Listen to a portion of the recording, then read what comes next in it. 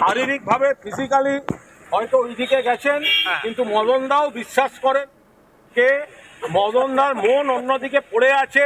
কাপুরুষের মতো ইডি দিয়ে বৌদি আর ছেলেদেরকে নোটিশ দিয়েছে। ফলে আমরা চাই মদনদা ভালো থাকুক, 2-4 দিন যা মন চায় প্রাণ চায় বলুক। আমরা এটুকু জেনে রাখছি, আমাদের ভেতরের একটা লোক ওদের মধ্যে রইল।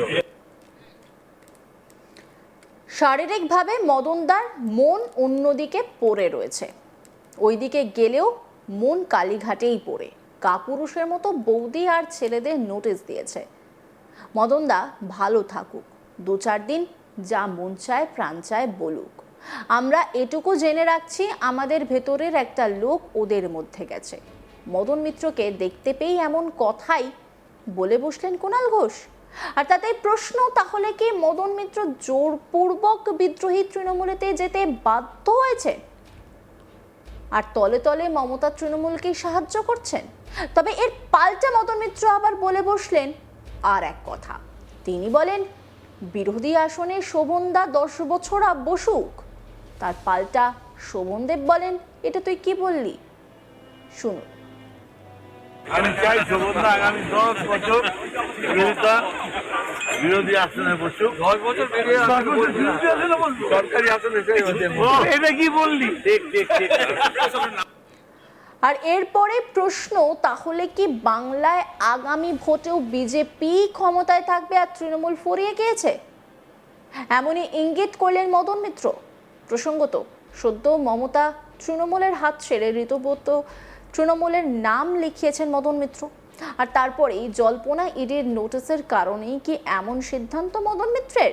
তবে মদন মিত্র অবশ্য বলেন, ইডির থেকে এবিকে বেশি ভয় পাই। পরে এদিন এই নিয়ে প্রশ্ন করা হলে তিনি বলেন, বিধায়ক হিসেবে আমি দায়িত্ব থেকে সরব না।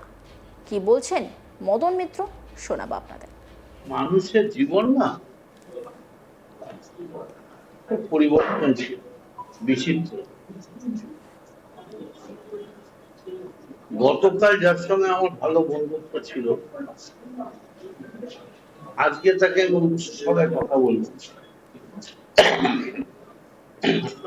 এটা পশ্চিমবঙ্গের কালচার নয়,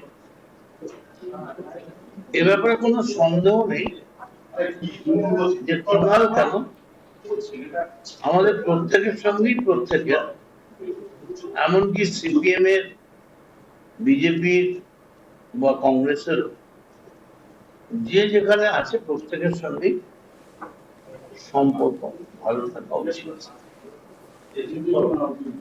একবার খুব তর্ক হচ্ছিল, তখন জ্যোতিবাবু আর সিদ্ধার্থ রায় বলেছিলেন, জ্যোতি আমার মনে হচ্ছে তুমি হিটলারের মতো কথা বলছো, এই should not behave like that. Jyoti বললেন, হ্যাঁ আমি হিটলার, আমার মনে হচ্ছে আমি স্ট্যালিনের সঙ্গে কথা বলছি। So these are the games in the flows of assembly. আজকে খুব আনন্দ, ছুটি তাড়াতাড়ি হয়ে গেছে, খাবার প্যাকেটও দেখলাম দিয়ে দিচ্ছে, ক্লাউডি ওয়েদার। আমি আশা করব যে এই সেশনটা যেন কে আসছে, কে যাচ্ছে, কে যাবে, আপনারা যদি আমাদের কাউকে ব্যক্তিগতভাবে দায়ী করেন, তাহলে তো আপনারা আমাদের গীতায় বিশ্বাস করছেন না।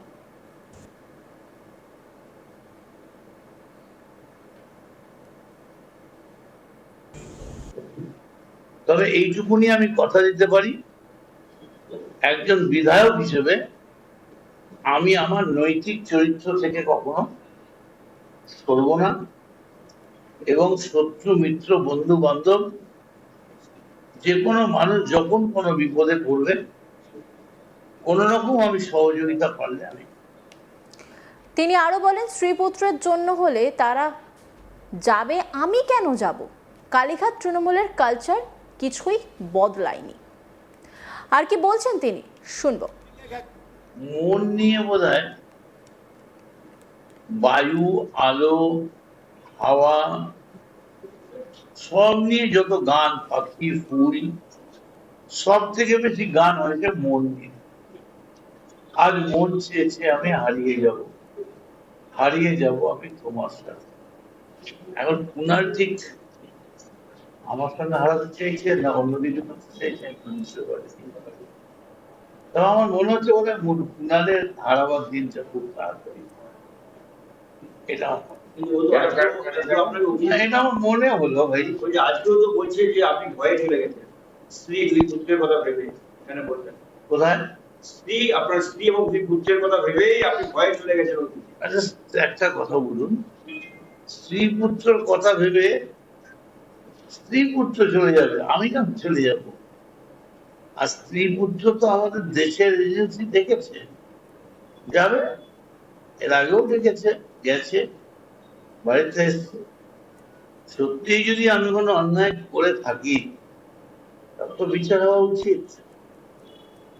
অতএব ওইসব নিয়ে আমার কোনো ব্যাপার নেই। কিন্তু আমার যেটা মনে হয়েছে যে কালীঘাট থেকে তৃণমূল কংগ্রেস যেভাবে পরিচালিত হচ্ছে সেভাবে আর যাই হোক এই দবদবা বিজেপিকে লড়াই করা যাবে না। এর জন্য আরো দাবাং তৃণমূল চাই। এবং আমার মনে হয়েছে যে কালীঘাট তৃণমূলের এখনো অব্দি সেই স্ট্যাটাস, সেই ট্র্যাডিশন এখনো চলছে, পাল্টানো উচিত।